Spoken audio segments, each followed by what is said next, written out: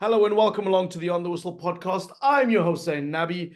Joining me around the table to dissect the quarterfinals in the CAF Champions League and look ahead to the semi-finals are none other than two of African football's finest minds, Courtney Freese and Francis Nkwain. Francis, let's start with you, my brother. We have not seen you in what feels like a century.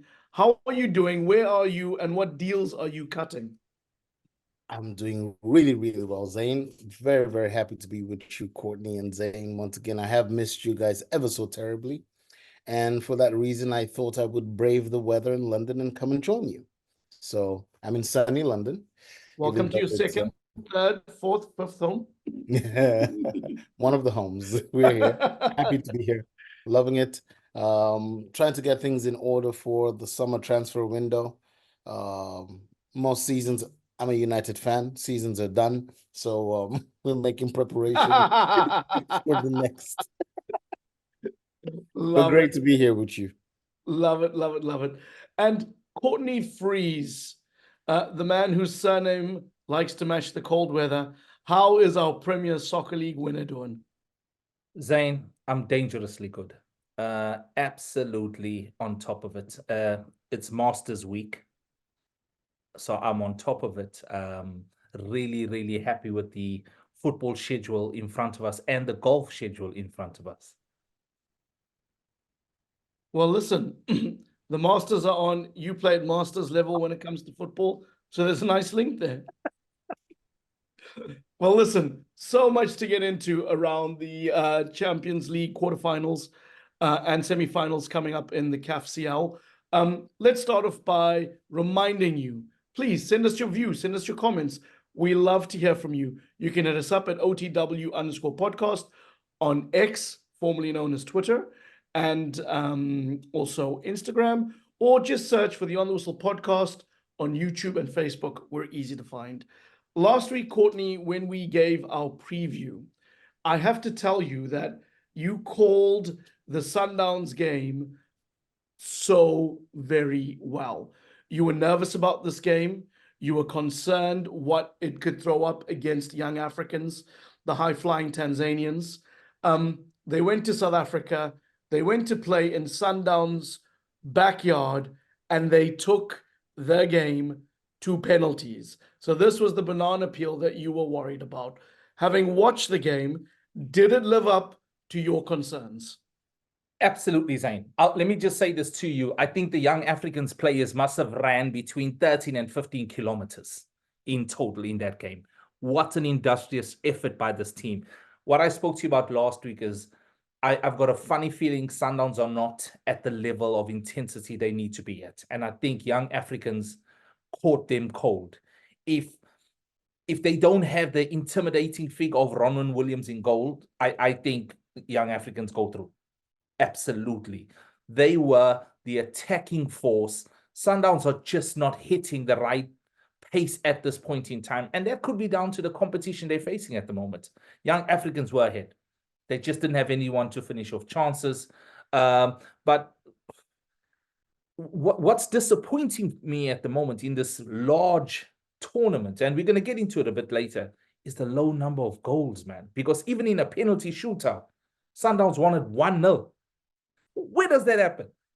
1-0, come on, man. I mean, listen, we know that Sundowns are admired from afar for Rolani ball. We know they're dominant in the South African League. Francis, I mean, what were your takeaways? Were you surprised that young Africans took it this close? Because I also don't want to commit a disservice to the team that's flying high in Tanzania and a league that produced not one, but two quarterfinalists with their rivals, Simba, also playing against Al Ahly. No, very true. And I mean, we must also remember we've had on our podcast a very, very dynamic, ambitious leader of that team who shared their vision to be a team that will give some of the bigger teams on the continent a run for their money, and they did just that. They are, like their name says, a very young African team.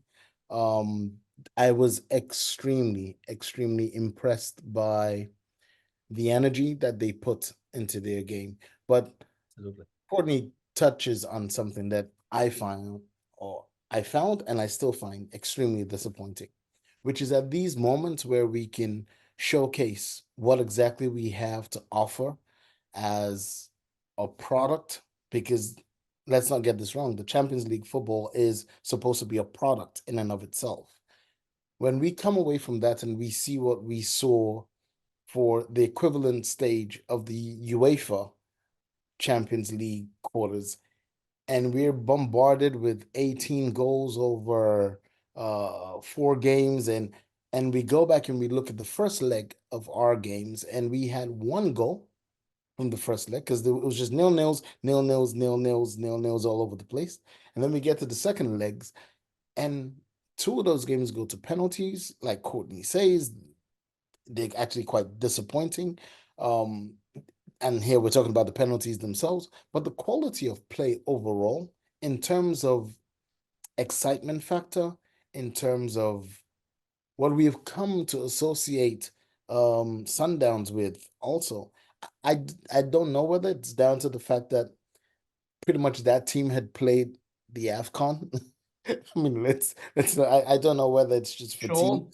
The team that was pretty much dominant in the AFL. Pretty much, yes, pretty much. Also prior to the AFCON. Exactly. And that's what I mean. Like whether it's just fatigue that's gotten to them at this stage of the tournament, or maybe they underestimated the opposition that they were up against. I don't know what it was. But I was more impressed by our Tanzanian brothers and what they had to offer. I respect the industry, I respect the effort, and almost respect the respect that they gave to the occasion. Maybe because for them it was more of a statement that they were where they want to be and where they hope to be more frequently over the coming years. They, I felt, deserve to win for effort. But the big teams, like most big teams, always seem to pull it out of the hat. And I feel like that's what happened here. It was just one of those preordained, well, Sundowns are going to take it, and they took it. Not because they deserved it, but more because maybe their pedigree just says they're supposed to. But if this match was replayed again next year, I guarantee you the Tanzanians would go through.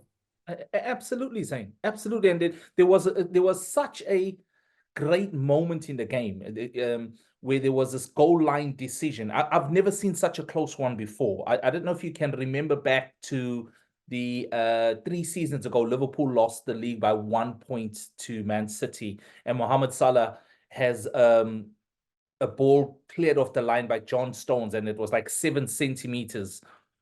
Sundowns had something that it must have been 2 centimeters. It was so close, but VAR was there to interject and say, well, this is not a goal.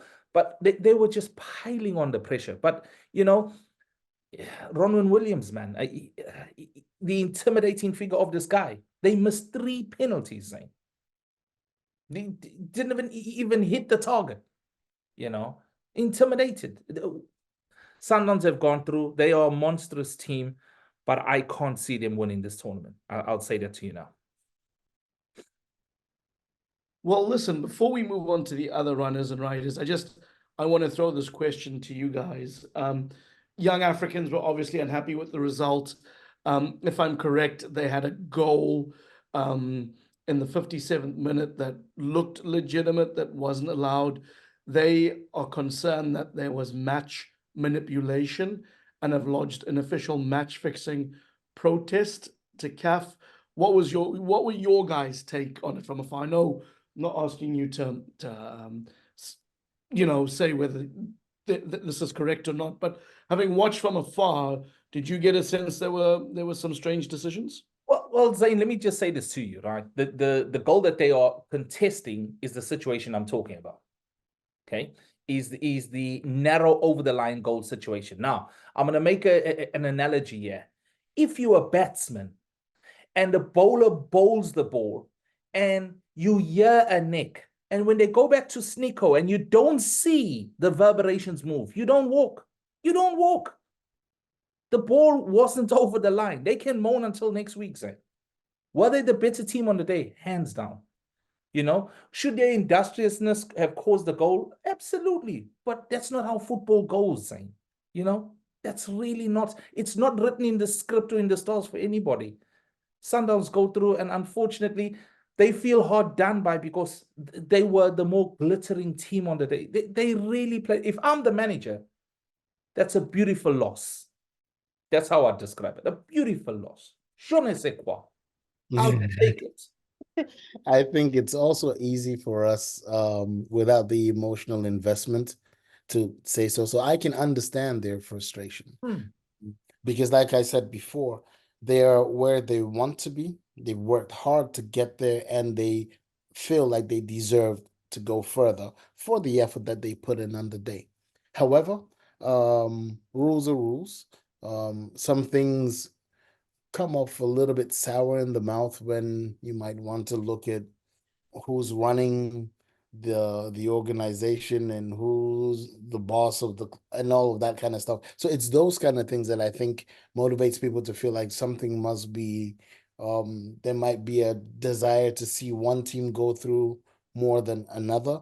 But I think it's only the emotions of the moment. I think with the cold light of day and with the passing of time, they'll understand that these things always happen in football.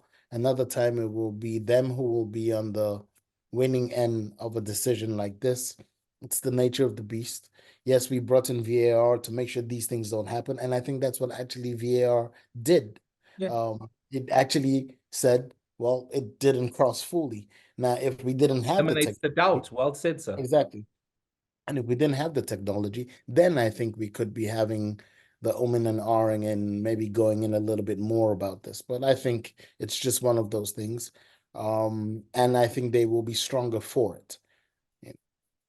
I like what you say there, Francis, you know, because you're looking at it from their point of view. And I think because of the way the game went, Zayn, that's why they're even more upset.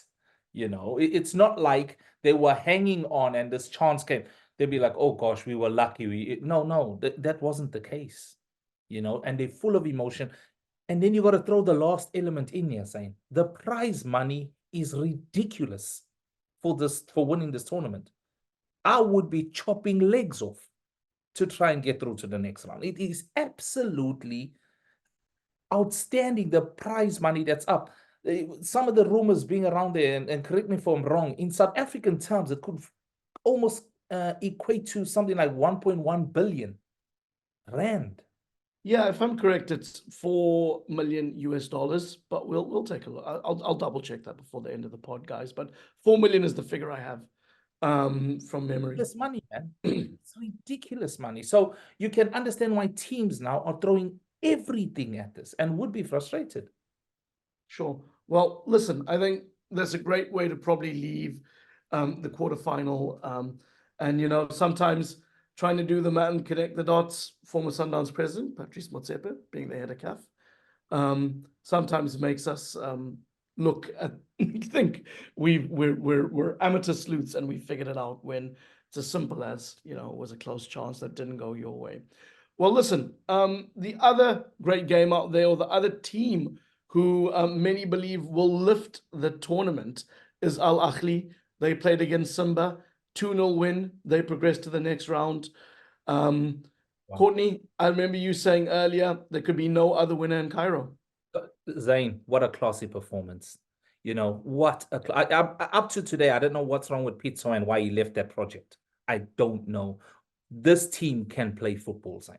And when I say can play football, they are playing football from all areas of the pitch, high intense. Simba were never in this game. They were never going to be in this game. They were totally outclassed by a juggernaut of a team. Now, Simba have the right to be where they are, yes. But they were never going to get past Al Ahly in this form. Their form is absolutely outstanding. And the panache of their second goal, you know, where it was played into the box. The guy's got his back towards goal in the 6-yard box, lays it off in the 18. It's all the elements of beautiful play, man. Beauty, not just winning, beautiful play. And the game the way it should be played. I'm telling you, Zayn, I'm letting you know now. They walked to this tournament. They walked this tournament comfortably. No one will stop. I think Courtney has said it all. Honestly, it was a joy to watch. Seriously, very enjoyable football. And note, over 2 legs, clean sheet as well. Like Well said, sir. you could, I don't even remember chances for Simba. That's how much. And I've watched both games in full. I was trying to scout some Simba players for there's even a young Cameroonian defender I absolutely enjoy. He ended up getting like a yellow card. He gave away the final penalty. Che Malone, really, really good defender. But I wanted to see him in this kind of game, and there were moments where I almost felt sorry. Like it was a game of chess and checkers. Like they were both on the pitch, but the two teams were doing two completely different things. And I don't mean to be rude to Simba. I'm a big fan of what it is that they do, but Sure. it was they like Al Ahly were head and shoulders above, and they were comfortable throughout. And they were the only team that won that first leg, I believe. Like they had like a 1-0, and then 1-0 they victory. scored the Yes, only goal in the first part, it and was. then scored another two in the second leg. But truly a masterful display. Now, the only thing that could go against them is if they get arrogant, because again, it's still a cup competition. Yeah. So when you get to these one game match situation, let's say they make it to the final, they need to approach it the way they have done over the last few years, which is why they've been champions. But we've seen them lose as well. So they need to bring this A game that they've demonstrated over the last 2 games to the next few games that will be coming up to guarantee that they win it. But I do think it's their cup to lose. Let's put it that way. Zayn, No, listen, I think we've summarized this game well. The thing that's getting to me, Zayn, is besides the low number of goals, it's the crowd, Zayn. This is the Champions League quarterfinal. How are the stadiums so empty? It just gets to me, This is quality football, man. Al Ahly or Zayn, I'm saying, playing some of the best football I've watched in a long time. Good transitioning, good back and forth. I just don't understand how people. But I have to say take this the as time. well. 2 things. I think we have to once again understand, bless you, understand the effort we need to put into how we sell our product to ourselves. And we cannot overstate this enough. I was on the continent, and you struggled to find bars that were showing the games, to find venues you could walk into and these games. And Cameroon is a football loving nation. Like we would consume anything. Yes, we have our footballing hot potato that people are playing right now, and that's a little bit of a distraction. But if there's a quality product and it's marketed appropriately to the masses, they will turn up. But this comes down, like the stadia being empty, is also a matter of how accessible are our nations to each other. And I'm sorry, I always harp on about like the political angle, but movement in our continent still isn't easy. So you have to ask, what does it take for a Tanzanian to make it over to Egypt? What does it take for an Egyptian to make it over to Tanzania? What are the processes? Do they need visas? How long does it take for them to get it? So can their fan club move their fans over there? Are there direct flights, or do they need to go via Kenya or via Ethiopia? It's all of this logistics. They can't hop on coaches and just do the ride. The next games that are coming up, we have Egypt against Congo, and we've got Algeria against South Africa. Now, we can be talking about the teams. We have to talk about the nations and say, what has CAF come along to put in place, even if it's just for these moments, to facilitate the movement between, do they, dare I use maybe an unfortunate choice of words, conscript an airline for that weekend and say to Air Algeria or to South African Airlines, South African Airlines, can we lay down 2, 3, 4 special flights at a discounted rate that can move the numbers or subsidize, because CAF keeps talking about subsidizing the clubs and these big windfalls that will go to the clubs. But we always forget about the fans. The fans create the atmosphere that almost rubber stamps the product. Part of the enjoyment of what we have witnessed over the last few days is the atmosphere. Seeing people at that Atletico stadium and the noise that they were making over there lets those guys know when you go to that next game, you're waiting it. When a team talks about the home advantage for City, or when they bring Real Madrid back there, it's not how well City will play as a team. It's the same players. But the extra thing that they get is that 13th man, which is the supporters. And being at home, how well are they supported on home turf? So I think there's a lot that needs to go into this. I think And if we you need put to on that figure head. out how the price points, because these Tunisian clubs, these Egyptian clubs, the Sundowns, these big clubs have their supporters. But we must ask ourselves, why aren't they at the stadium? Because home and away, like, so each person had one game at home. None of the games had was sold out. None. So either the product isn't exciting enough and something has to be done about it, or the price points are wrong. And these conversations must be had. These things must be reviewed, because without the fans, there is no product. Francis, you know what? Perfect, man. Absolutely. I'll tell you what, Francis. The game that was sold out was the first game between TP Mazembe and Petro. It was a small stadium. The game was sold out. Okay. I would rather a team do that, because you need the atmosphere. You need that intensity. But I've been watching these games, and one side of a 4-tier stadium is sold out. And you just think to yourself, goodness gracious me, man.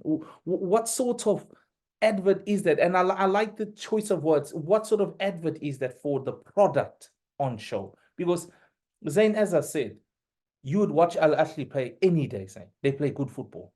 They play and when Sundowns are cooking, Sundowns play good football, Zayn. So these people have got products. And as do TP Mazembe, and as do Esperance. So now we have 4 teams that actually play great football. Now, what we need to do is figure out how we are going to orchestrate a product to allow these teams to know that they need to play well. And the only way you do that is when they have the fans there with them as well, or know that they're on. When we celebrate 2 billion eyeballs watching the AFCON, and we say how great the AFCON was, it's because we made it into a product. The same people, I'm giving them credit. Yes. The same house CAF has demonstrated that they have the ability to. So they might just need time, but they must get the thinking hats on sooner rather than later, because the juxtaposition at present is far too evident, because it's running concurrently with another quarterfinal in another federations or federated agency in UEFA, and we're doing comparison and contrasting, because both things are being beamed to all of our eyeballs. And so we watch one set and then we turn and we look at the other one. And when you want to then say to a young 17 or 15-year-old young player, stay home, you get to play in big games, that's not an example of a big game. And we need to be selling this as a dream to these young lads, the 11-year-old, the 12-year-old lad who's still at Mamelondi's academy, for them to believe that, I can fulfill all my dreams here, not because it's comfortable and I might make some decent money, or it's not about that you will have the type of cauldron atmosphere and qualitative products that every player wants to be a part of. The South American lads don't need to dream about leaving Argentina or leaving Brazil for them to do their one back home. When you see the number of people heading to the stadium to watch the equivalent of these tournaments, it's unbelievable. But Francis, I want to mention something as well, because you're talking about the talent there, right? You're talking about the talent. Let's talk about the non-talent. Let's talk about the people that can't play football. What are the marketing departments doing to get people that are not even going to become football players or any sport players to come and watch the game? I'm going to give you an example. As you guys know, my daughter loves rugby. We get contacted by Saracens Rugby. Does your daughter like rugby? I thought it was skiing. and it's skiing, and it's tennis, and it's netball, and it's football, which she hates as well. But Saracens contact us. If your daughter likes rugby, she's welcome to come to the grounds, be part of the crowd, walking the players on. Now, what does that do? That takes me as a parent and my child to the ground now. Okay? We end up going to watch a game. What are these marketing departments doing to attract people, Francis? And you can't have such a successful Nations Cup, man. And I'm talking, what a tournament, man. And then all of a sudden, the biggest club tournament is from a fan's point of view. No, failing. I get perfectly the point that you're making. And what I'll say to that is that's the onus of that is on the clubs. That's their engagement with their fans. That's their ability to bring their fans along on the journey. And sometimes the argument has been if they had the means, they could also kind of like trickle down effect, support their fans with their ability to connect. The marketing teams of each club have to do that job. I was speaking to the ability for us to put together a product at that Pan-African level that says this is also one of our flags that we're putting down. The same way this same fantastic house has put down the flag for AFCON. So with this product, we're saying not just the check that you cut as the prize money is important, because there's no guarantee that the same team that gets that money therefore will be there next year. But it's how do you get the fans to want to watch this from that high top level? And so if that means at that level you're speaking with the government tools, and that's why I was speaking about the airlines and saying it's an international affair. There's very little a club can do to say we want to process visas without having the support maybe of the Ministry of Sports or the ambassador in that relevant nation. And that happens at governmental level. Now, if your Minister of Sports happens not to be a Sundowns fan, he may not want to process that. But if the instructions were coming from state level and it's South Africa, then we need to move our citizens. At that point in time, it's not about the colors you wear. It's the flag that you're flying. So that's why I was saying these 4 games coming up. It's Algeria against South Africa. It's Egypt against Congo. Very true. That's how it needs to be seen. And at some point in time, CAF has to interject itself into the logistics that could support how fans come and go. And then the business opportunities exist. The entertainment value that you're speaking about gets generated anyway, because then it's the hotelier who says, what rates can I offer? The fans of Sundowns are not just in one town. So if somebody was going to come in from Cape Town in the same way they were going to come over from Cairo, where do they stay? Where do they eat? What bars do they go to drink? Who can't maybe go to the stadium, but they just want the atmosphere? How are we tapping into that? Are we building a fun, what do I call them? Fan park for those who maybe can't make it to the stadium because we're oversubscribed? Or like you rightly pointed out, how about if we don't play at a big stadium and we find a 20,000 seater stadium or a 10,000 seater stadium? So we pack it out. So that way the visibility of the product, what we see, the visuals, the optics are just that little bit better. So that way when we're packaging it and we're trying to sell it to sponsors tomorrow, they're seeing something and they're going like, oh, this thing is very well attended. It looks good. It's those hats that I'm asking for us to be able to put on through these phases so we can build a product. And it's not just for the clubs. The clubs will focus about themselves, their fans, but you need to have a structure that sits above them, that is thinking about creating a product that it doesn't matter what club is playing. There's a system that is put in place that facilitates the not just entrenchment, but the development of a product that can be competitive on the global market. You want somebody to wake up in New York at 3 a.m. to watch this game because they're from Argentina and they love Pressy Tau and they're hoping he makes it onto the pitch this time because he didn't the last time. That engagement, he could have fallen in love with Pressy Tau just because of the AFCON.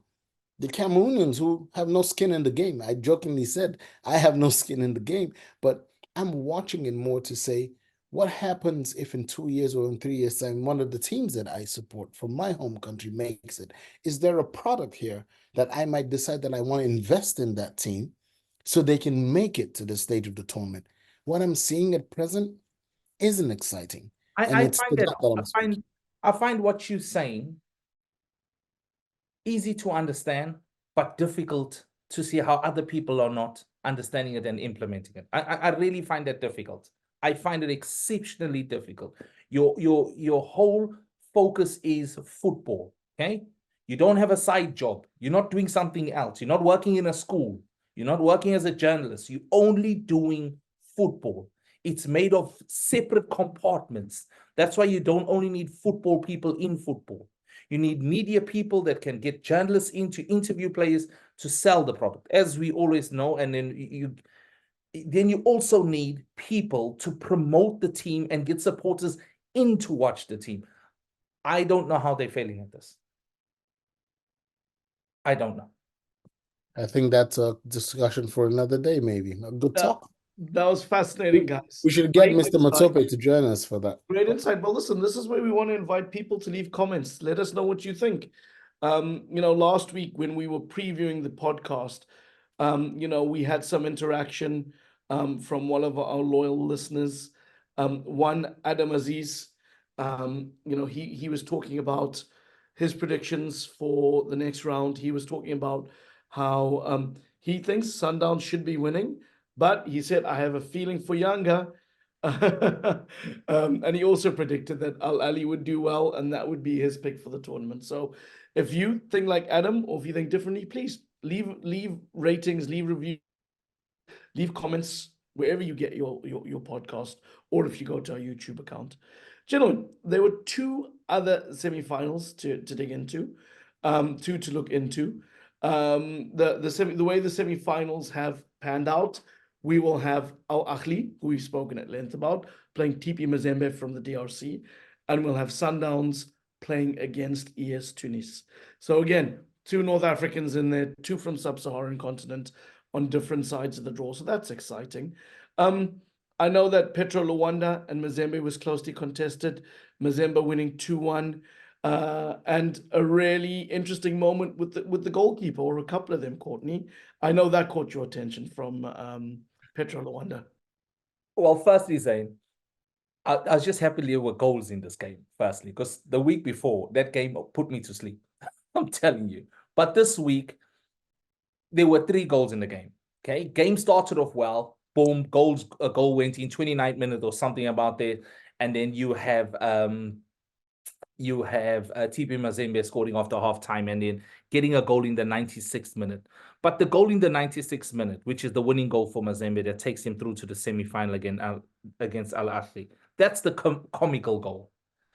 Hugo Marques, who's the goalkeeper, who's been doing well in goal at that point in time, is caught in the second half of the pitch on the left side. He's playing like a left half. What's he doing there in the 96th minute? I don't know. Zayn. He was like a pedestrian walking around. If he can be sitting somewhere to explain what he was doing, I don't know. Because there's no one in goal now. They get the ball and the 2 defenders clash with the striker, and it goes to a Mazembe guy who just taps it in for the win, and they go through. And this goalkeeper, I was just thinking to myself, what is he doing? I know he's a tall guy. He could go enough for a corner, but he was almost like in between going or not going, and then got caught in no man's land. Don't go. Don't get involved, man. I was going to say, Francis, you're chuckling there, so you must have a thought on this. It's just comical, man. Comical is the only word. I mean, like it reminded me of like those. You remember the days of Eurosport, like when they used to talk about African football, like it was, I don't know, like infantile or something. It reminded me a little bit of that, and I was a bit embarrassed. I took it personally because it's like I still don't understand why he was where he was at that time. I can't. It wasn't a corner kick. There was no reason for this guy to be where he was. But sorry, Francis. I've got to say this. I was watching it and I thought, but that person's got a different colored kit on. What's he doing there? He was the goalkeeper because he was wearing a purple jersey. Right? And I was thinking, where's this guy come from? I know. It's the goalkeeper. You know what this reminds me of is when Courtney said his friend was a big football fan, and he went and bought the football kit, I think, of United or Liverpool. Oh, Into gym. Yes, And guess what kit this guy was walking around in, Francis? What kid? the goalkeeper jersey. The guy bought a goalkeeper jersey and he's in the gym. And one of the people says to him, "Oh, so you're away in France this week?" And he said, "Hey, how did you know? My wife and I are going to France." Talking about your team is away in France. But there's a guy that doesn't know anything about football, but went out and bought himself a kit and bought himself a goalkeeper. That's because the product is good.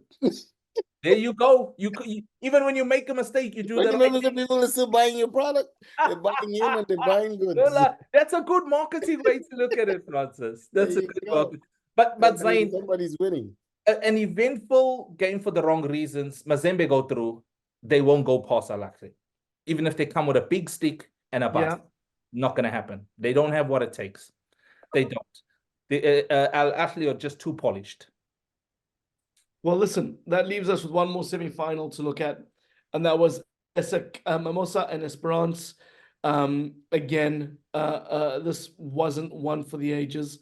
Another draw, another tightly contested game. It wasn't so bad. Go on, you tell me what was redemptive. Sorry, which game are we talking about now? Which game? ASEC against now, Zayn, I did say to you last week. Yeah. When they get back to Côte d'Ivoire, Mimosa will be a different project. That's they right. were very positive on the day.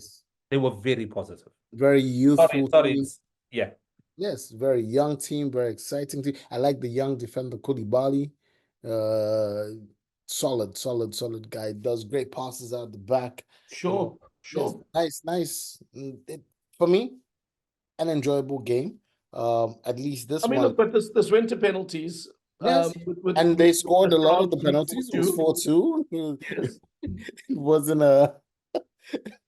one of those where only one penalty was scored or something. It was one of the better games. Not wow, but I think the Ivorians, ASEC is known for, it has a history of producing a lot of talent, young talent, giving opportunity to the next gen. And I think with the nation having won the AFCON, there was a lot of hope that this team could go just that one step further against some pretty decent opposition. Esperance are no mean competition. I mean, they're a very, very serious outfit, very professional. They're one of those teams that young Ivorians would actually leave Ivory Coast to go sign for. So it was good to see. I think the better team over both legs won. It leaves Esperance now playing Mamelodi Sundowns. I don't think they will get past them.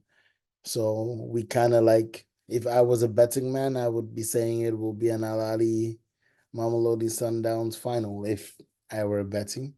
Well, but you never know. Well, listen, I think go on. I think Esperance beat Sundowns. I think. Well, this is where I was going. I think Esperance beat Sundowns. And it's not necessarily because they're the better football team, but I just think there's a lot of incentive for them to want to win, and they play a style of football. What would that incentive be? Just money? I wouldn't have chose that language to say why I think. I wouldn't have said that. I just think that Esperance are more physical and have an aerial threat that Sundowns will not be able to defend that well. I know Sundowns has got possibly the best African goalkeeper on the continent playing there at this point in time. No disrespect to Onana, he's not on the continent, he's playing somewhere else. But I think Esperance, I think over 2 legs, they grind out a victory. I'm worried. Sundowns' casual preparations, and that's not their fault. They just don't have the teams to get them to that intensity that they're facing in the South African League. They don't have enough of the teams. That's why I feel they're going in undercooked. Francis mentioned a bit of fatigue as well. That could also be coming into play. I know their preparations are excellent. They're traveling with their own cooks. They're traveling privately. They're not traveling commercial. They've really upped their preparations. It's totally different. But I think Esperance have got the edge here. You're right. Maybe my framing wasn't that Esperance have more to play for, Francis, but I think they're more suited to cup football. I think they know how to do the job. I would love to see Sundowns progress because for the most part, they play the type of football that I think can attract fans. I think Rolani's a fantastic coach, arguably the most exciting on the African continent, and I hope he can go on to bigger and better things one day. But I just, yeah, I'm not convinced steamrolling the Premier Soccer League benefits Sundowns when they have to go onto the continent. And I understand the motivation, right? They have built a squad, they've built a team that is meant to be successful on the continent because they want to go to the FIFA Club World Cup. So when people say people don't want to play in that tournament, that is a club that wants to. The outlay of money is to get that opportunity to play against the best teams in the world and go to that level and have that ambition to be successful there. I'm not saying they'll win it, but they'll certainly, if they have the right players and Rolani there, they can put on a show. But I'm a little worried about Esperance, what they can do in these types of games. I agree with you, Zayn. I agree with you. And having watched how defensively sound, a bit awkward, and not easy to play against when I watched the Esperance game, all right, I just thought to myself, Sundowns don't want a team like that. Sundowns don't want. Sundowns want an Al Ahly. That's who Sundowns want. Like for like.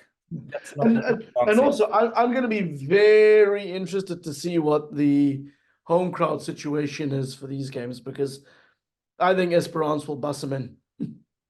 I think they're going to make it a really uncomfortable atmosphere for Sundowns visiting.